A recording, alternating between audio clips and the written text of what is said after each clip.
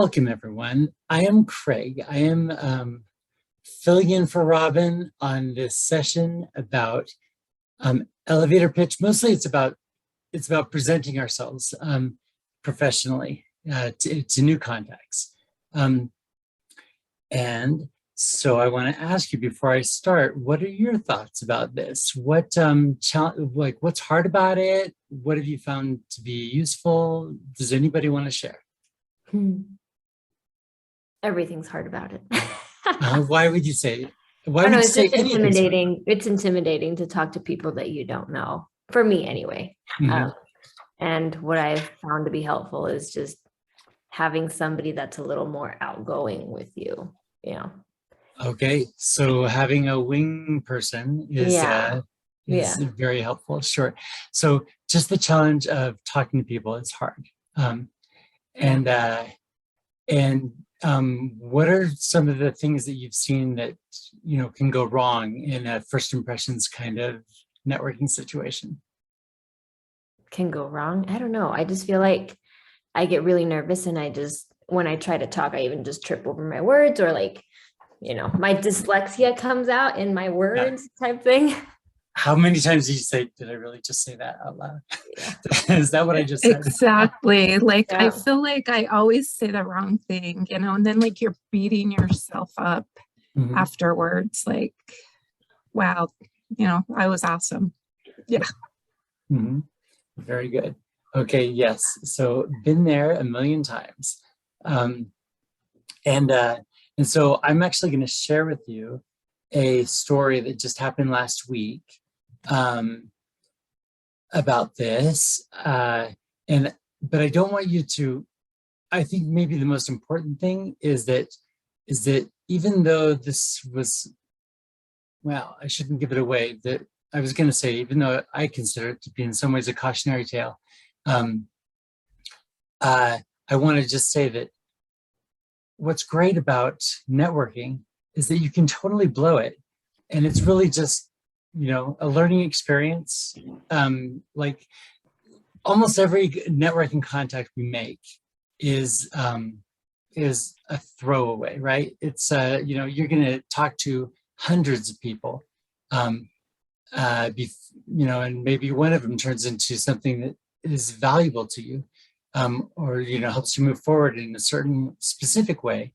But what it means is that we're always practicing, and I always think, well, they call it when there's a dentist or a doctor, that's called a practice too, right? Everybody's always learning. We're all going to make mistakes in it, so I don't want you to feel like when I share this experience that it's over for this individual, because really it's just a moment that we're all going to try to learn from.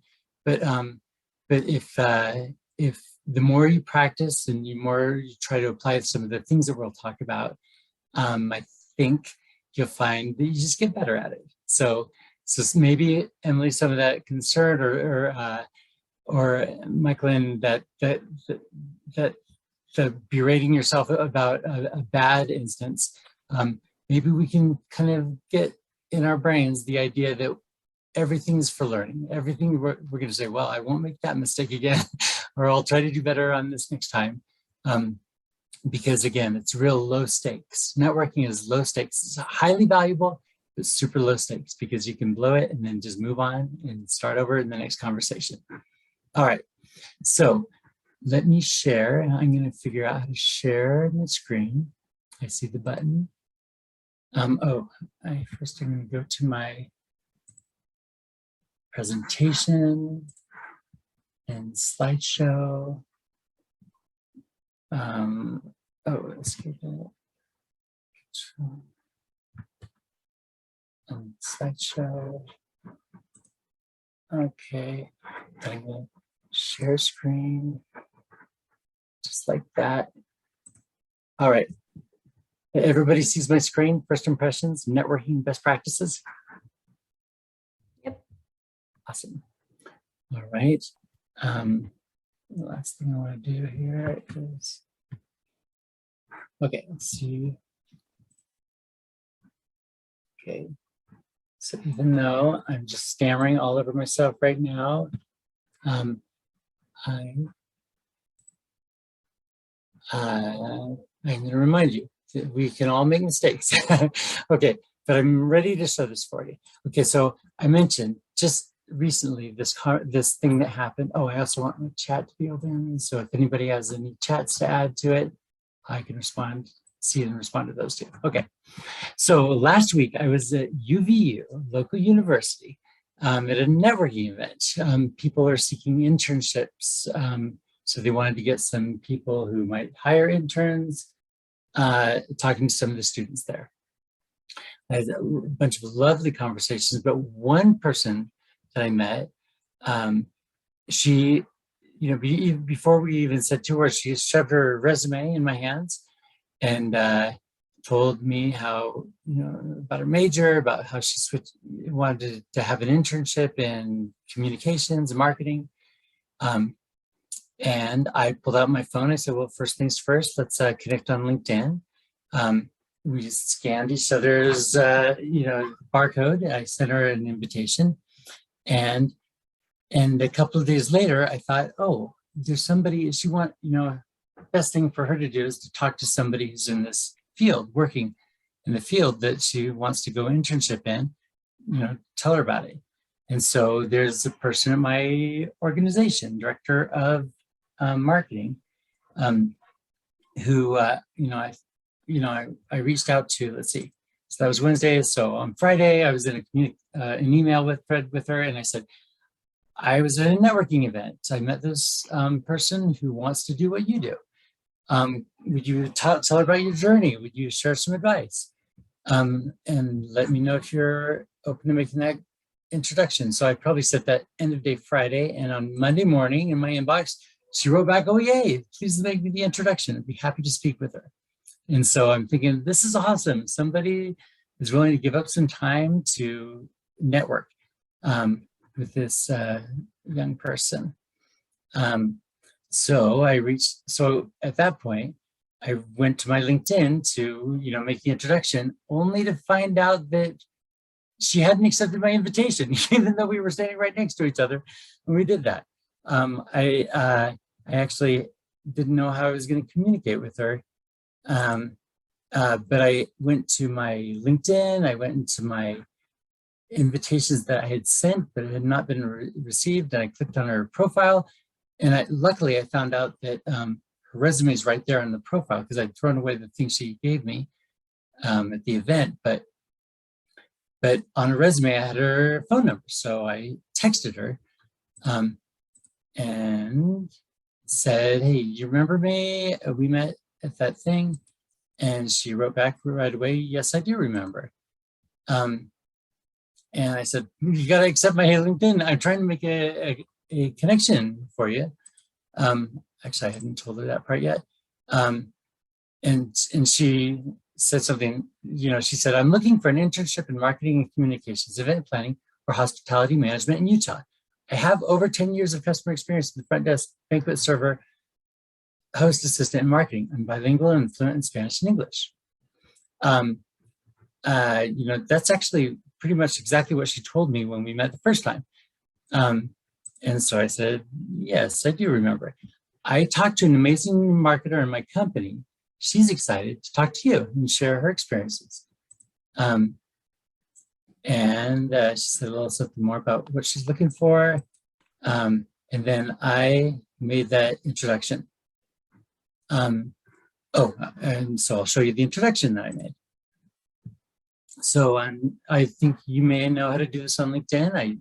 I'm connected with both people now, so I invited them both to a group chat here. And I said, I'm so excited for you to meet this person. She'll be finishing her BS in hospitality management next month. Her goal is to move into marketing and communication. I'm sure she'll love to hear what you like about your career, some of the pivotal moments in your journey, plus any advice you'd like to give as she embarks on her own. Thanks.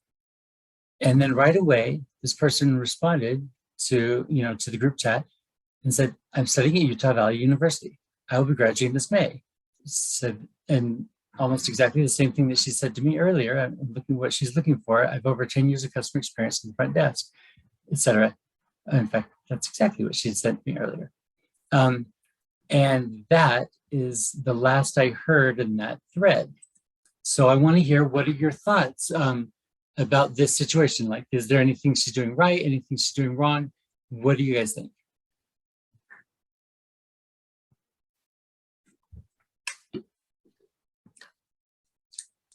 And if anyone's trying to say something, you're on mute. I think it's, I don't know, and maybe this is just the way I'm thinking, but it seems like she's just got that elevator pitch memorized and she just keeps saying the same thing to the same person. Like maybe she should be a little, I don't know, if it was me, I'd want to be a little bit more aware and maybe just make it not so dry. I don't know. I like that point. Now, I am actually no enemy to the ideas of copying and pasting, right? You know, I mean, Right. it wasn't like she pasted the same thing to, I mean, she pasted the same thing to her, that the contact that she pasted to me, but that wasn't, like, I'm the only person that saw both things, right? It was new to the person that she sent it to. Right. But I do agree that there's some, you know, kind of, it does, anyway, let's analyze it a little bit further about what, and Bethany wrote in the chat, she goes, it seems like she only wants that internship, not interested in spending the time getting to know someone who might be able to help her. And that, I think, goes into what you were saying there, Mike Glenn, about the dryness of it. I agree. I think that that she's kind of getting ahead of herself, like almost like when I met her for the first time. The first thing she did was push that resume in my hands, and I was kind of like, you know, we're not there yet. I don't even know who you are. Let's visit.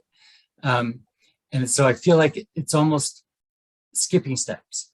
But to go back to it, like, isn't the whole elevator pitch and I mean, isn't it a good thing that she's got a consistent thing that she's saying as her elevator pitch?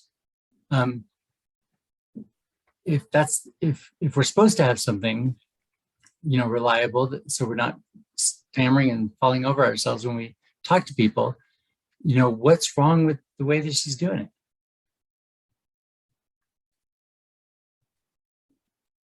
Yeah, and she's got it down.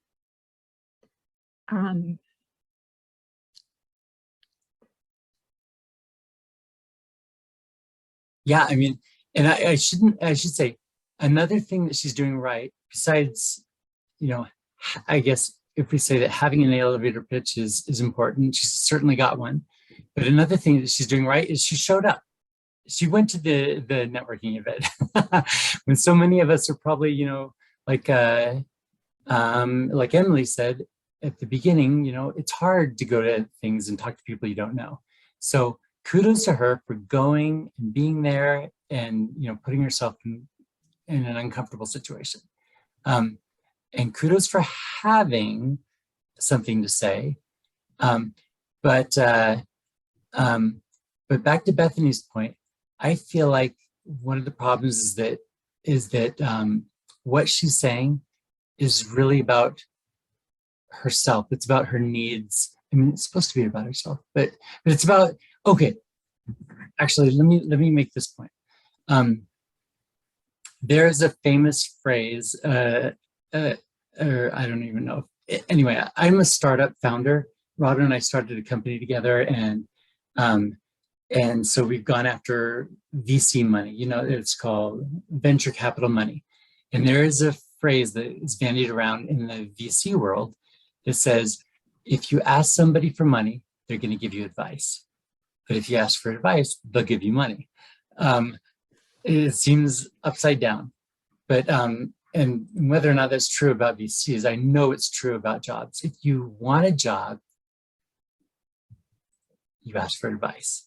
You don't ask people for a job. And so, and the reason for that is because so few people are ever in a position to give somebody a job. Oh, you need a job? Here's one. You know, it's not that easy to give people jobs, and almost anybody will immediately be put on the defensive when you ask for a job. And so, anyway, so I believe that that thing that this young person was pitching as her elevator pitch, it was about her own needs, right? Saying, I'm looking for an intern. I've got this experience, hire me. And I feel like if that's your introduction, people are going to be immediately defensive and not, anyway, but instead of that, if they, like Bethany was saying there, if you start saying, I need advice, people are going to be giving you advice, and not just that, sometimes that advice turns into an actual job offer. That's what I believe. It's happened for me, and I've seen it happen over and over again. So let us, so for example, I feel like people who are in tech moms, just like this student, are in a perfect position to have the easiest, the simplest little elevator pitch, which can be as simple as, I'm considering entering, I'm about to graduate, I want to transition into the field where you work. I would love your advice. Do you see how that's different than the way that than the way she did it? Nobody's put on the defensive at all. And you know, we didn't give them our life story. We just said, I'm at this place of transition, and you've worked somewhere where that's something that I'm thinking I want to get into. What advice would you give me? You know, if your younger self, if you could go back and tell yourself something, what would it be? It sounds so much better that way. Yeah. Like, I don't know if like that communication that she sent in that group chat, that was the last thing I heard. Like, I don't know if the two of them have connected directly beyond that, and maybe they set up a time, but I'm not betting on it, just because I believe that the way she pitched it there put that person immediately on the defensive. And so if I could have, I guess I might have coached her a little bit earlier, but I'll definitely coach her again before I make my next introduction, which is to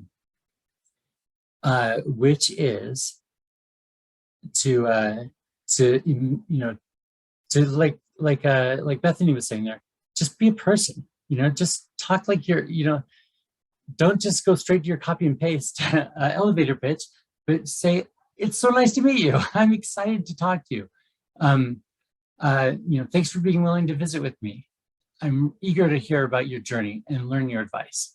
I would say, as soon as possible, turn it over to them. So who wants to give this a try? Robin told me that I'm supposed to send people out to practice with each other for a moment, elevator pitches. But now that I just realized, I don't know how to do that, how to send people like to off in pairs. So instead of doing that, why don't we do a little bit of role play, and I will pick somebody from the audience, and you will give us your elevator pitch as if we are meeting for the very first time. Tiffany DeWitt, you knew I was going to pick on you. So why don't you, here we are. Hey, so nice to meet you. Hi, Craig. I totally knew you were going to pick on me. Craig is such an awesome helper and coached me personally in Tech Moms.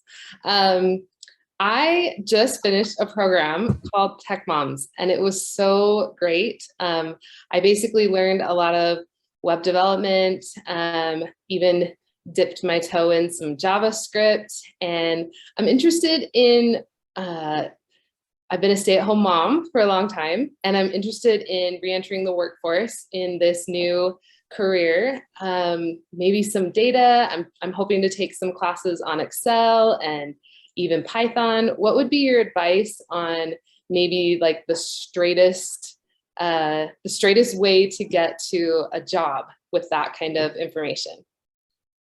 Perfect. I shouldn't say perfect. I should say, class, what do you guys think of what Tiffany just did there?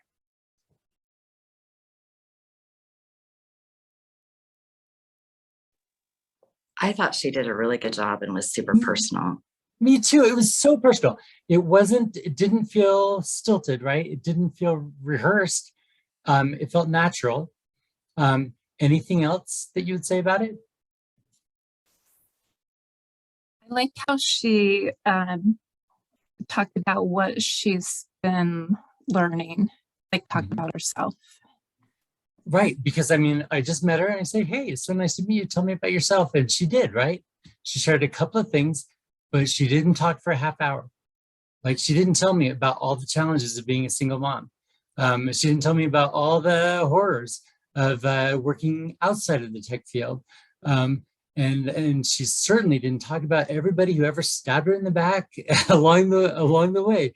You know, those stories may exist. They may be part of your story. I don't think they need to be part of your elevator pitch as as you're meeting new people. She focused on the transition that she's making, and I don't know if she knew who I was when she said, I'm interested in data, but I am a data professional. I've spent 22 years in the data field. And so as soon as she said that, I was like, oh, wow, I'm in data. Like, it was hard for me not to continue the conversation, stop it like we're, doing this little play acting thing, because I wanted to say, well, let's talk about data. I have so much advice to give you. And anyway, so I loved how personal it was. It felt like we were just talking. It didn't sound rehearsed to the point of being awkward at all. So good job, Tiffany. You set the bar high. All right, so who else is going to give it a try? Majinelle. You knew this was coming too, didn't you? I was saying no. Oh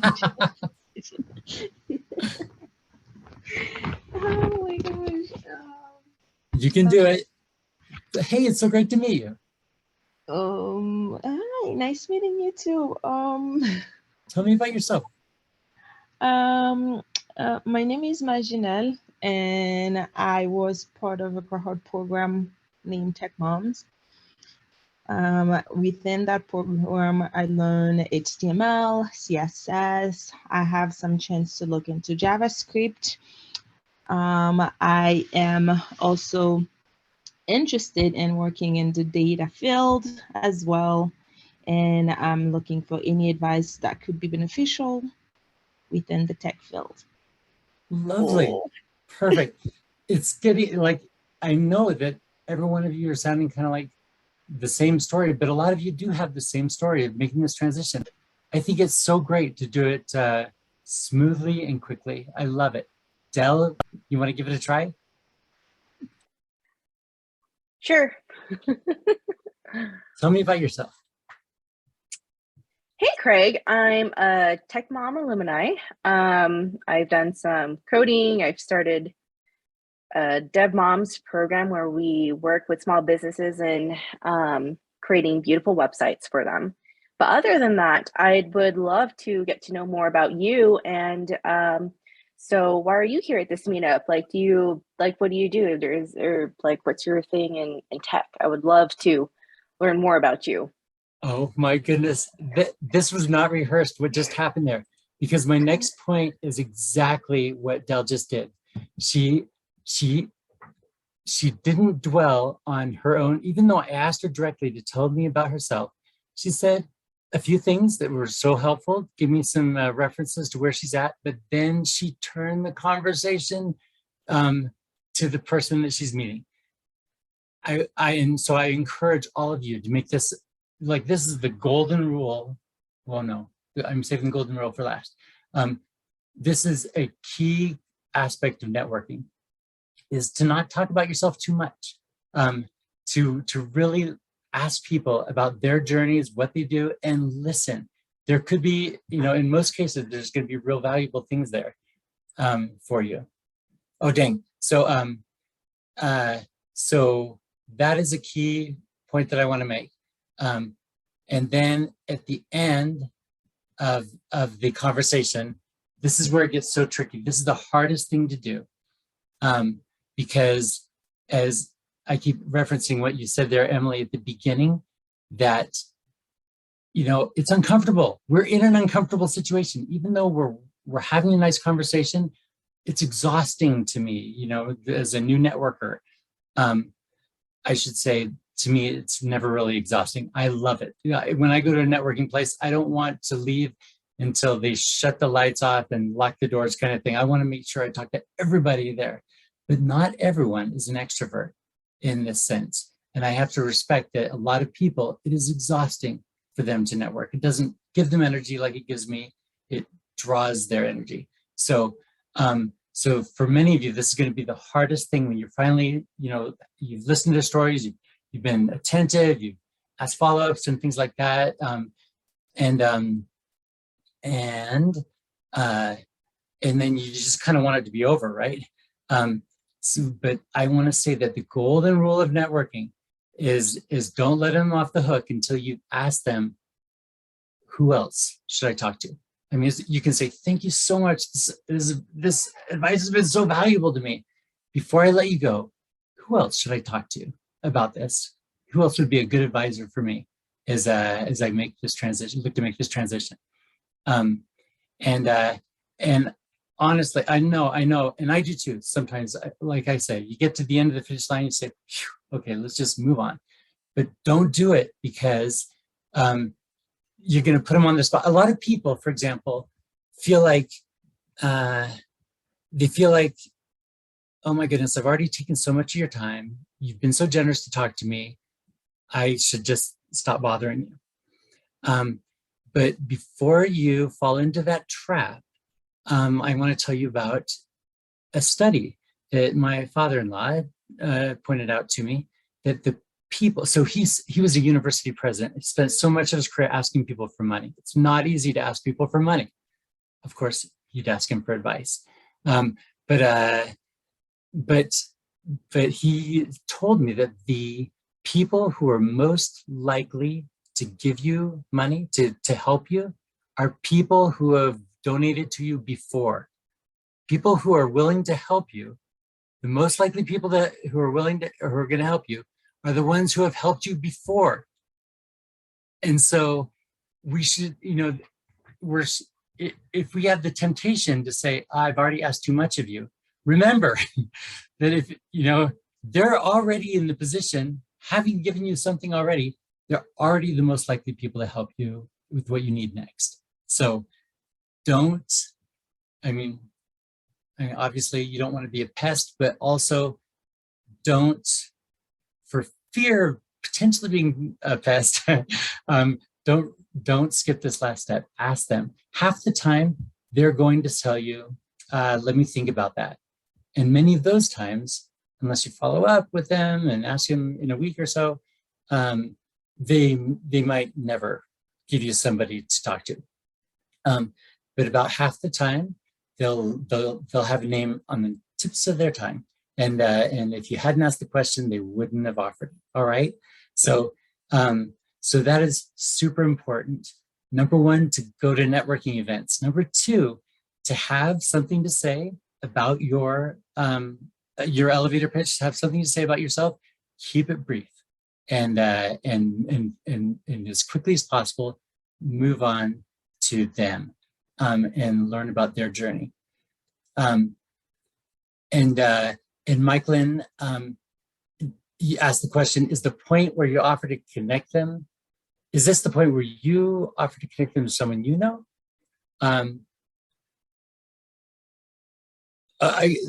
Michaelin, help me understand, what are you asking there? So when you say, like, if somebody asked me, who else should I talk to? Mm-hmm. This is the point where, like what you did for that other gal, like you would offer to connect them with somebody, because I wouldn't want to be like, oh yeah, like I know this guy, Craig, like, here's his information, and then just have him contact you, like, out of the blue or cold, and you'd be like, who is this person? Right. Okay, I hear what you're saying. And so when you ask, so this is what I always do. Let's just Michael, and just pretend that you know Dave. And so I say, Michael, thank you so much for your time. And this has been so valuable to me, this conversation. I will take your advice to heart. Before I let you go, is there anyone else that you know in your network that I should be talking to about this? Yeah, and then I would offer Just do it. to. We're play acting here. Don't break the fourth wall. Yeah. Yeah, I know Craig, who's worked in that field for quite a while, and I think he could offer you some great insight and advice. You're so awesome, except I'm Craig. You know Dave. Anyway, doesn't matter. Oh, you did Dave, exactly, sorry. You did that exactly right. Yeah, and so, okay, now I'm going to continue back into the scene. Awesome. I would love to talk to Dave. Should I just reach out to him directly, or do you want to, introduce us via email? What do you think? How about we connect on LinkedIn, and then I'll get a chat going where I can introduce you to each other, and then you can take it from there to have a discussion. Wonderful. Thanks again. I look forward to it. Did that answer your question? Yes. Okay, because sometimes, like I've had people say, this is the person you should talk to. Don't tell them that I gave you, don't tell them that I gave you my name, their name. That's happened to me before, almost never, though it's almost always the thing that you and I just did. I don't assume, but I mean, I could have said, hey, would you like to introduce me to him? Would you be willing to introduce me via email? I mean, to me, I always just say, I'll reach out to him right now. Is that the way that you think it would make the most sense? And most of the time, they do just what you did, Michael, of them saying, no, let me make that introduction.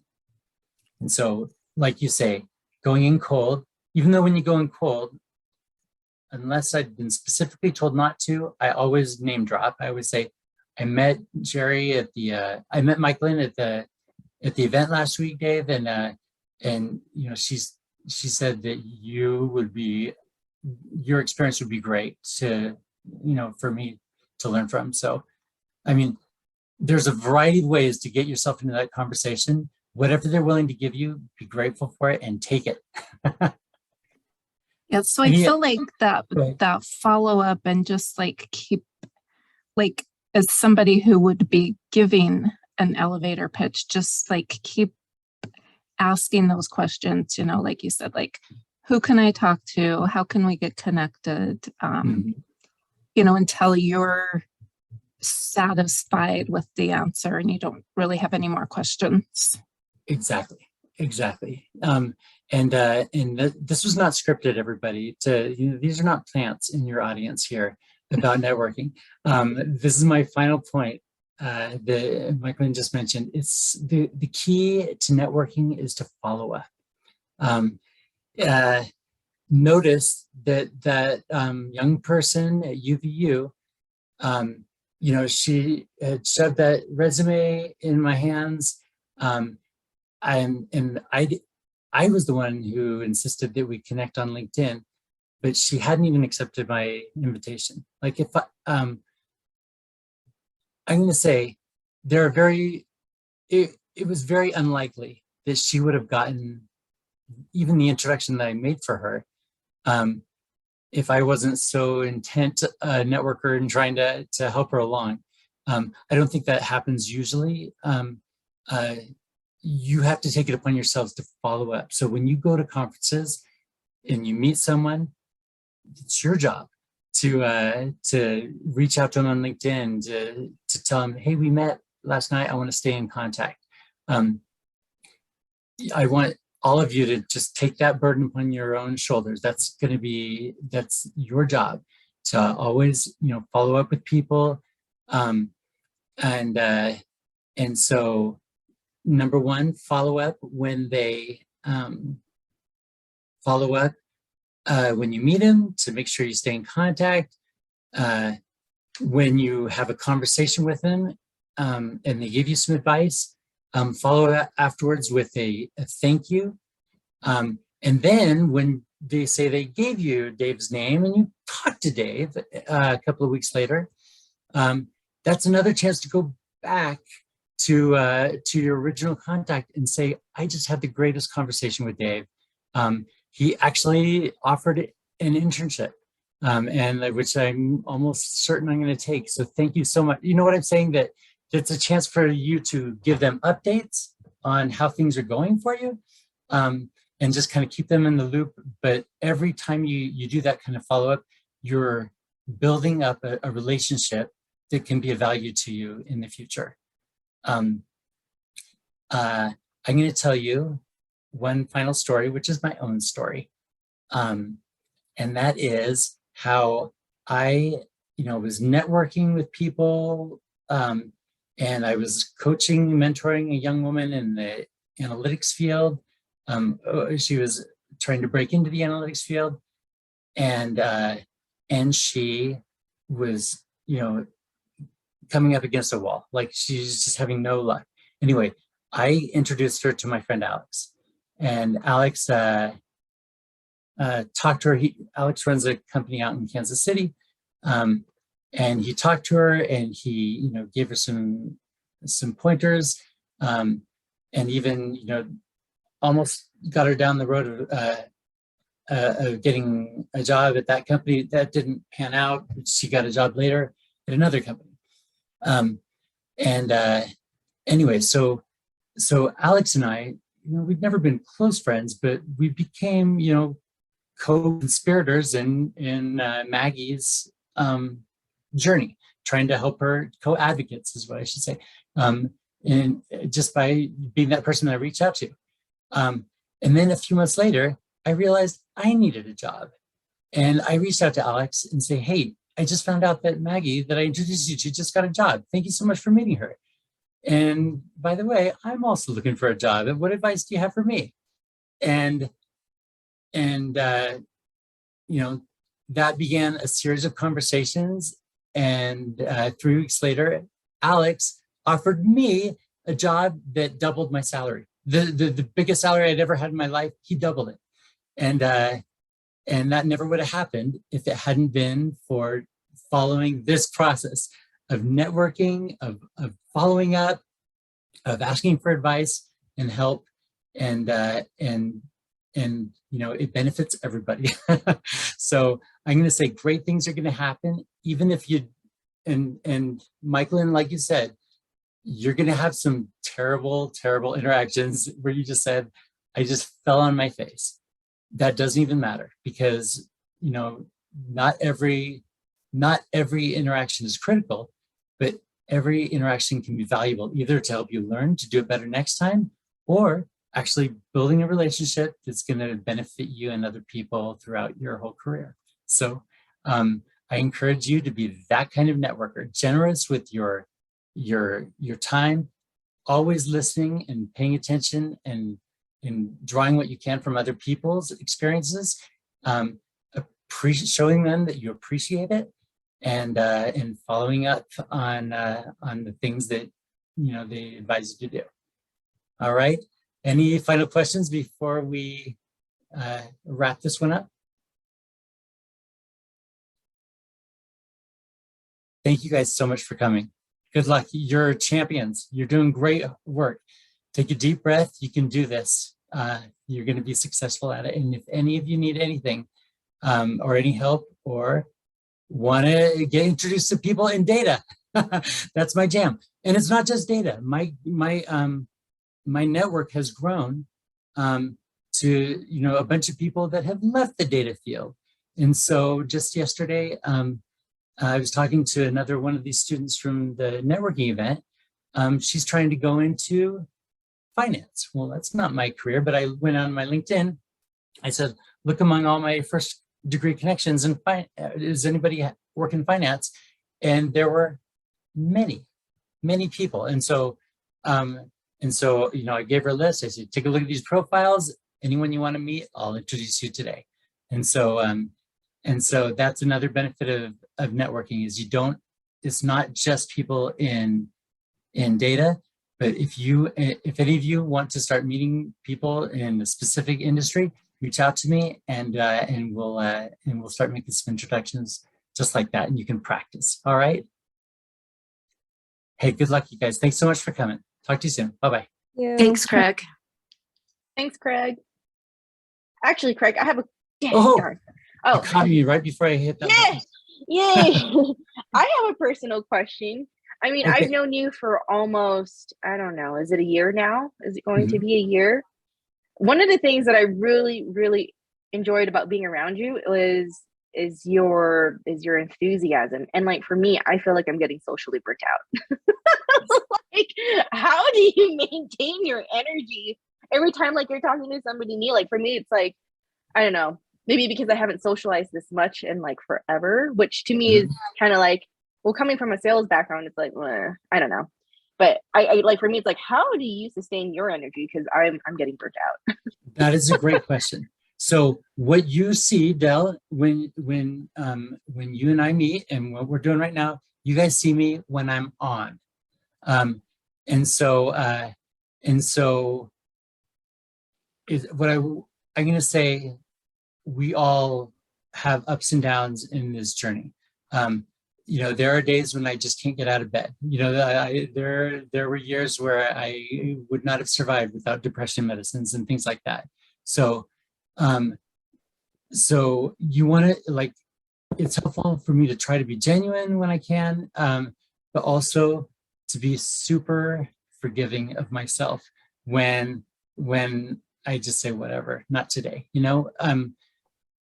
That's just kind of the thing. So even the people that you think are like, wow, how does he do it? He doesn't always do it, right? I remember being at a conference in a city, I can't even remember, but I remember so clearly that, I think it was San Francisco, that I went there and I had just an interaction that went badly, where someone felt like I was too salesy, or whatever, and they said, I'm not interested in talking to you. Goodbye. And instead of just, you know, shaking it off and getting into the next conversation, I actually walked all the way back to my hotel room, and I watched HBO for a couple hours. And before, you know, I got up for the dinner event. You know what I mean? That it's not always easy. It doesn't always go the way you want, but if you forgive yourself of the down, and you try to learn from moments where things didn't go the way you wanted, and the sooner you get back up on that horse and start networking again, the sooner you'll be, you know, likely to make some kind of connections that could benefit you in the future. So I don't want to make you think that everything's a job where every conversation is a potential job where you're going to double your salary, but some of them could be. One of them might be. And so the longer, if you can just keep your head up, keep going, and do what you need to do to recover from the falls, you'll be fine. Awesome. Thank you so much, Greg. You bet. You guys are awesome. Talk to you soon.